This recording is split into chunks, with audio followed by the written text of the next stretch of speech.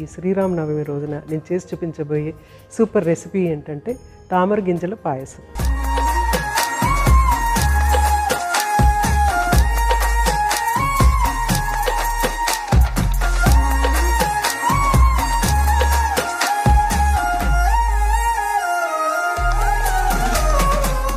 తామర గింజల పాయసానికి కావాల్సిన పదార్థాలు ఏంటో ఒకసారి చూసేద్దాం.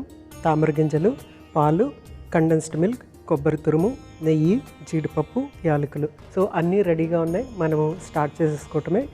జనరల్గా మనము పాయసం చేస్తూ ఉంటాం. ఏదైనా పండగ అనగానే పాయసం కానీ పరవన్నం కానీ ఈ రెండిట్లో ఏదో ఒకటి ఉంటుంది అనమాట.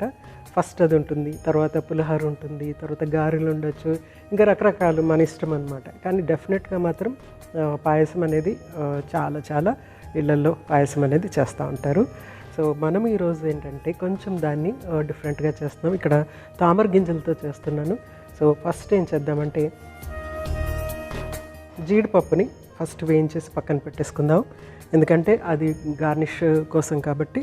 తర్వాత 1 by 1 అన్నీ యాడ్ చేసేసుకుని పాయసం చేసుకుందాం.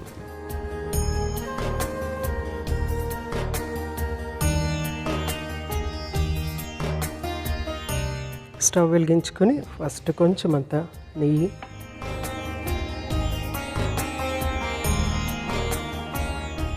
జీడిపప్పు,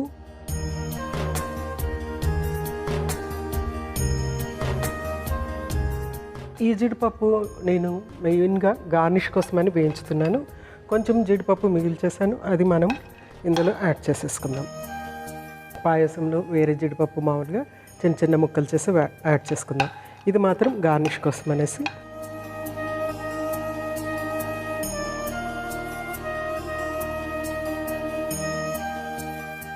తామర గింజల్ని మనము కొంచెం రఫ్గా గ్రైండ్ చేసుకోవాలి.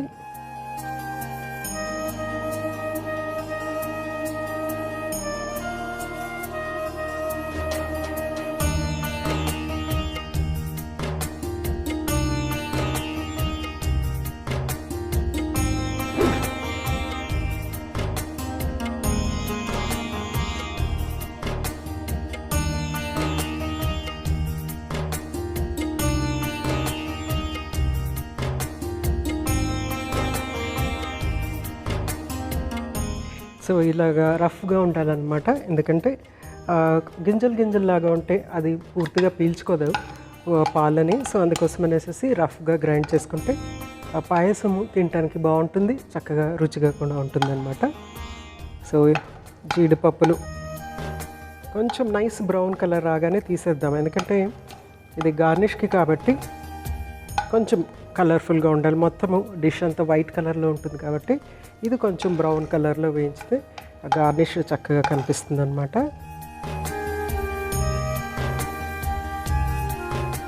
ఇంకా తీసేయచ్చు జీడిపప్పుని.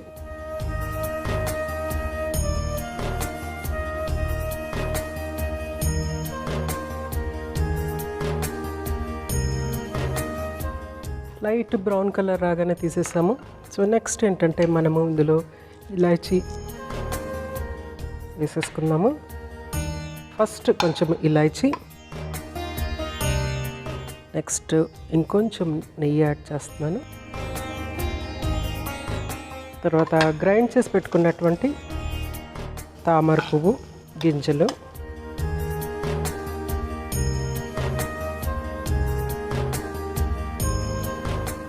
కొద్దిగా లైట్గా ఫ్రై చేసుకుందాం. ఎందుకంటే ఇది చాలా క్విక్గా ఫ్రై అయిపోతుంది. లైట్గా ఫ్రై చేసుకుంటే ఆ నెయ్యి అంతా కూడా దీనికి అంటుకుంటుంది అనమాట, కమ్మగా మారిపోతుంది. సో కొంచెము లైట్ ఫ్రై.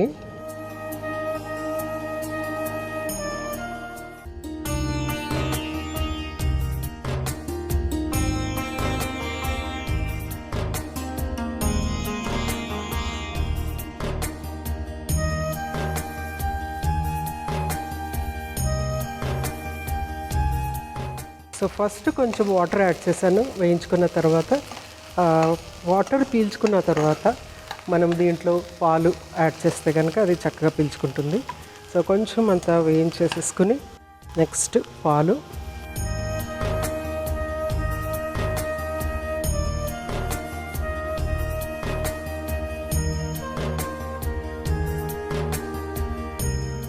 సో పాలు యాడ్ చేసేసిన తర్వాత నెక్స్ట్ ఏంటంటే కొబ్బరి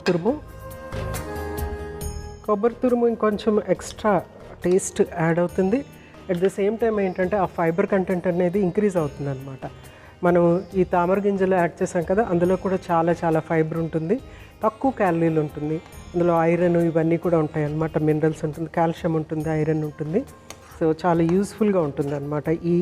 ఈ పర్టికులర్ పాయసం ఏంటంటే రెగ్యులర్ పాయసం కంటే తక్కువ క్యాలరీలు ఉంటాయి, కానీ రుచి అలాగే ఉంటుంది అనమాట, తీయగా చక్కగా ఉంటుంది కాబట్టి.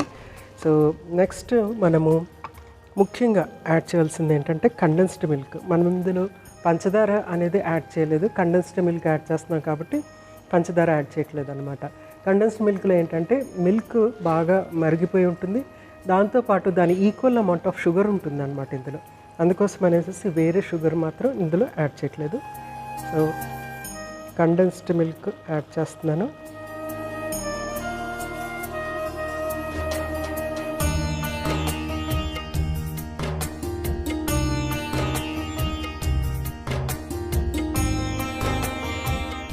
సో ఈ కండెన్స్డ్ మిల్క్ యాడ్ చేసేటప్పటికి ఏంటంటే దీనికి ఒక చక్కటి టెక్స్చర్ వస్తుంది.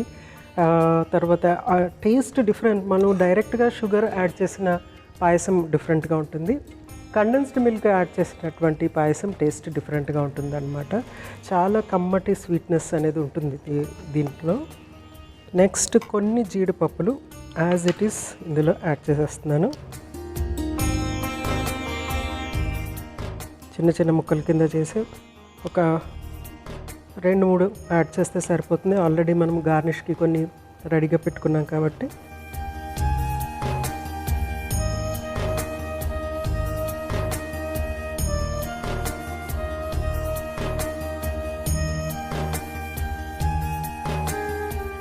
చక్కటి రబడీలాగా తయారవుతుంది అన్నమాట. ఇది మామూలుగా మనకి స్వీట్ షాప్లో రబడీ అని దొరుకుతుంది, ఎగ్జాక్ట్లీ అలా అనిపిస్తుంది ఇది.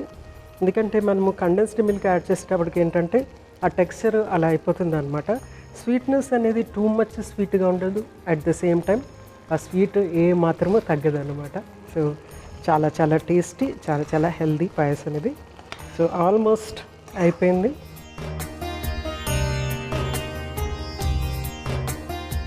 సో స్టవ్ ఆఫ్ చేసేసుకుందాము, దీన్ని మనము సర్వ్ చేసేసుకుందాము.